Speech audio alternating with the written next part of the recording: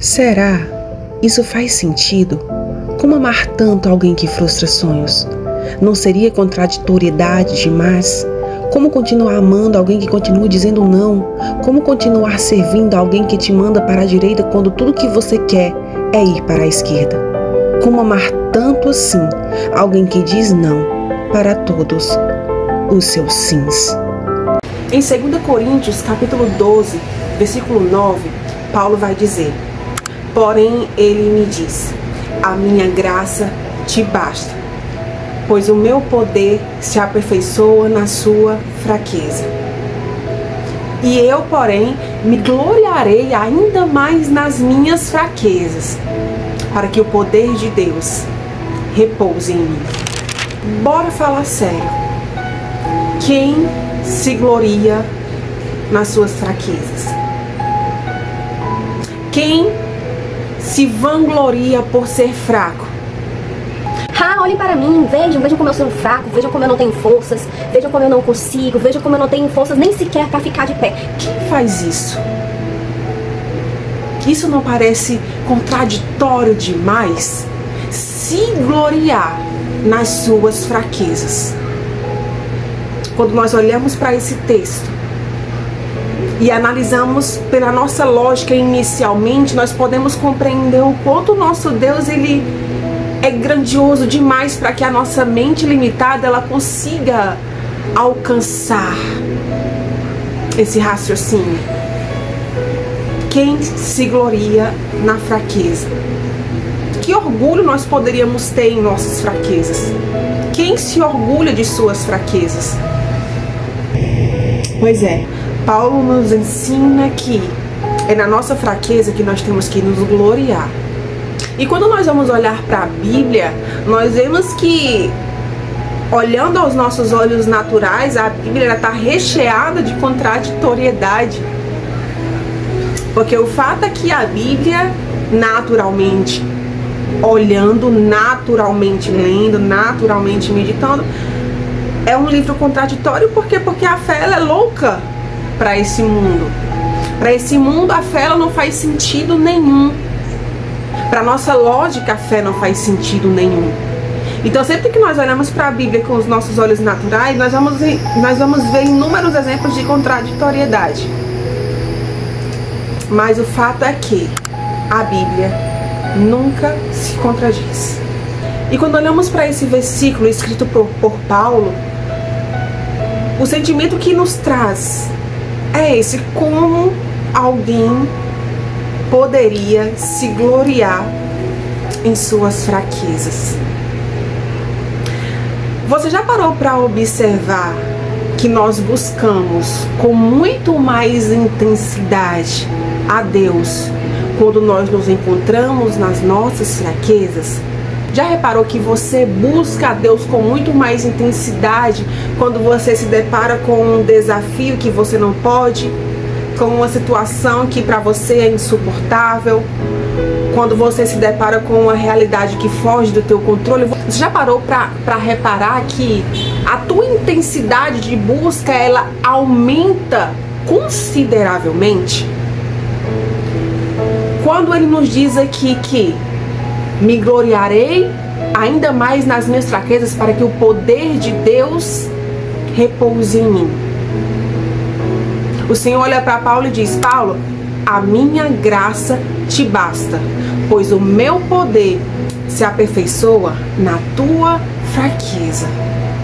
Por que a nossa intensidade muda quando a fraqueza bate? Por que a nossa intensidade de busca muda quando nós nos deparamos com situações que nós não podemos solucionar? Porque é quando nós reconhecemos a nossa fraqueza, é quando nós reconhecemos a nossa limitação, que o Senhor ele ganha liberdade para aperfeiçoar o seu poder em nós. E é aí onde tudo começa a acontecer. E aqui em 2 Coríntios, capítulo 12, versículo 10, nós vamos ler: por isso, por Cristo, alegro-me nas fraquezas, nos insultos, nas privações, nas perseguições, nas angústias, pois quando sou fraco, então é que sou forte. Quando sou fraco, então é que sou forte. Parece algo contraditório, não? Mas mais uma vez eu afirmo aqui para você: Deus nunca se contradiz. A Bíblia nunca se contradiz. Quando somos fracos, então é que o poder dele ganha autoridade em nós e nos aperfeiçoa. E é nesse momento, no momento em que reconhecemos a nossa fraqueza, no momento em que jogamos a toalha, no momento em que achamos ser o fim da linha, no momento em que decidimos desistir de tudo, é onde Deus entra e nos mostra que é nesse momento de fraqueza que o poder dele vai começar a operar. E aí você começa a ser transformado de dentro para fora. O ponto que achamos ser o fim da linha, na verdade, é o ponto inicial para que Deus comece a operar o seu poder em nós. E a verdade é que ele não precisa da nossa forcinha para fazer as coisas acontecerem. Ele não precisa que nós estejamos com as nossas baterias recarregados para fazer as coisas acontecerem. Ele não precisa que nós estejamos bem aos nossos olhos para que ele faça com que as coisas comecem a andar. Na verdade, normalmente é o oposto disso. Ele só precisa de um coração rendido. E normalmente um coração rendido é sinônimo de um coração frustrado. Porque um coração frustrado, ele se rende. Um coração frustrado, ele se entrega. Um coração frustrado, ele reconhece que pela sua própria força ele não vai conseguir. Que pela sua própria força ele não vai chegar lá. Ele reconhece que pela sua própria força ele não teria jamais chegado aonde ele chegou. Um coração rendido, um coração quebrantado. A Bíblia vai dizer que o Senhor ele não resiste a um coração quebrantado. E como que muitas vezes o nosso coração ele se quebranta? Quando nós nos deparamos com as nossas fraquezas, quando nós nos deparamos com as nossas limitações, quando nós chegamos naquele ponto em que os nossos sonhos foram frustrados, projetos não foram concluídos e nós nos sentimos completamente frustrados. E agora, Senhor? E aí? Não dá mais, é o fim. Eu já tentei tantas vezes, eu já bati em tantas portas, eu já tentei tantas inúmeras vezes fazer dar certo. Já deu pra mim. Já deu pra mim. É nesse momento que o Senhor entra. É dessa sinceridade que Ele precisa abrir a porta e entrar no nosso coração. Essa sinceridade é o pontapé inicial. Um coração frustrado é um coração rendido. E um coração rendido é um coração quebrantado. E a esse coração a Bíblia vai dizer que o Senhor não resiste. Um coração frustrado é aquele que chega ao fim da linha, frustrado, e finalmente entende que só há um meio, que só há um caminho, que só há um alguém que o pode ajudar. É por isso que Paulo vai nos dizer que quando eu sou fraco, então é que sou forte. Quando estou fraco de mim mesma, então é quando eu me encho da presença. Quando todo o meu eu se vai, quando todo o meu eu diminui, quando todo o meu eu desce, é quando então o poder do meu Deus se apodera em mim e me faz compreender que sozinha eu não vou conseguir.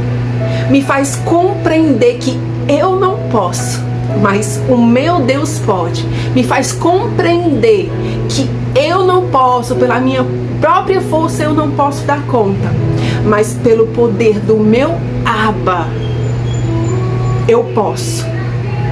porque Ele é o nosso Deus e também o nosso Abba, o nosso Pai querido, o nosso Pai amado. Quando olhamos para a trajetória de Paulo, nós vemos que ele tinha bastante legalidade para nos ensinar acerca disso. Ele sofreu, ele padeceu, abriu mão de si, teve os seus planos frustrados. Ele conhecia muito bem os sentimentos de fraqueza e ele sabia muito bem a sensação de estar completamente vulnerável. Inclusive no nosso quadro Mergulhando na Bíblia, só para deixar aqui uma deixa para você, nós vamos começar a falar, trazer aí a história de Paulo desde o seu começo. Então desde já eu te convido a estar visitando a nossa playlist Mergulhando na Bíblia. Amém? E qual foi o legado que Paulo nos deixou?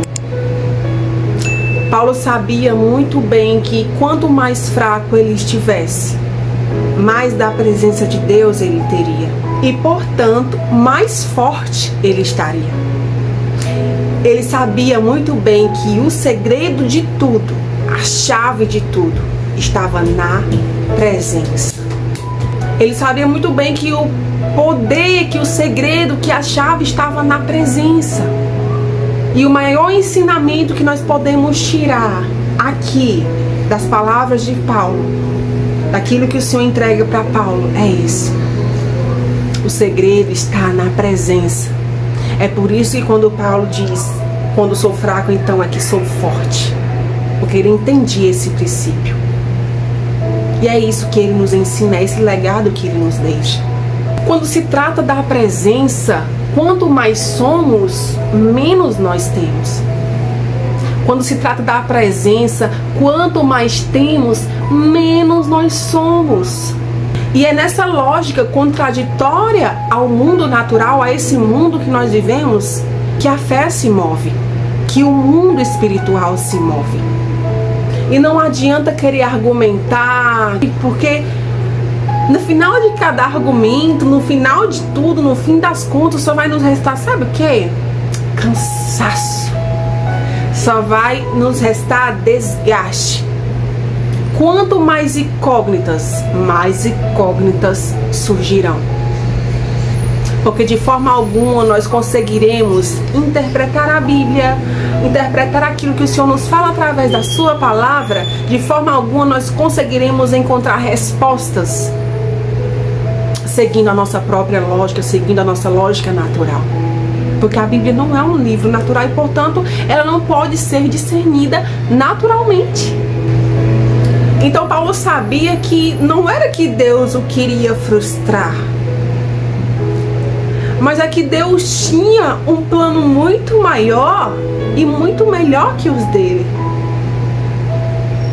Um plano que fugia à sua lógica. E o mesmo acontece conosco.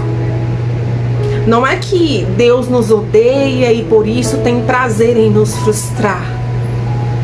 Mas é que muitas vezes os planos dele vão muito além daquilo que nós estamos planejando. Mas é que muitas vezes aquilo que nós estamos planejando não se encaixa no futuro grandioso que ele planejou, que ele preparou. Aquilo que naquele momento para nós nos parece prejuízo, nos parece frustração, parece que o Senhor tem algo contra mim, ou parece que não sei o que está acontecendo, que o Senhor não me abençoa, que o Senhor não abre a porta que eu preciso, que o Senhor não faz aquilo que eu preciso que o Senhor faça. Será que o Senhor me odeia? Será que o Senhor não me ama? Será que o Senhor desistiu de mim? Será? E a Bíblia, e aí a nossa mente ela é tomada por vários serás, e será. E nós nos enchemos de serás. E não, Ele não nos odeia. Ele tem prazer em nos abençoar. Ele tem prazer em nos abrir portas. Ele tem prazer em nos ver sorrir. Ele tem prazer em nos ver bem. Afinal de contas, não é isso que a palavra de Deus nos diz? Se vós, sendo maus, sabeis dar boas coisas aos seus filhos, quanto mais eu, o Pai Celestial, bom, não saberia vos dar boas coisas? Mas o fato é que a frustração é muitas vezes uma ferramenta que ele usa para nos preparar para esse destino grandioso. Porque para desfrutar daqueles planos que são muito maiores e melhores que os nossos, nós precisamos estar preparados, porque se nós não estivermos preparados e maduros o suficiente, o cumprimento da promessa ela não vai se sustentar. Nós vamos chegar lá e não vai demorar muito tempo, nós vamos descer ladeira abaixo. Porque não estamos maduros, porque não estamos preparados. E muitas vezes a frustração, infelizmente, é a única coisa que nos faz entender que não é sobre nós, não é sobre a nossa própria capacidade, não é sobre a nossa própria força, mas sobre a força de um Deus muito mais grandioso que nós. 2 Coríntios 11:30. Se devo me orgulhar, que sejam nas coisas que mostram a minha fraqueza. Porque quando eu reconheço a minha fraqueza, eu reconheço que o meu Deus é forte. Quando eu reconheço a minha fraqueza, eu reconheço que o Deus que eu sirvo é grandioso. Quando eu reconheço a minha fraqueza, eu reconheço que tudo que eu tenho, que tudo que eu sou,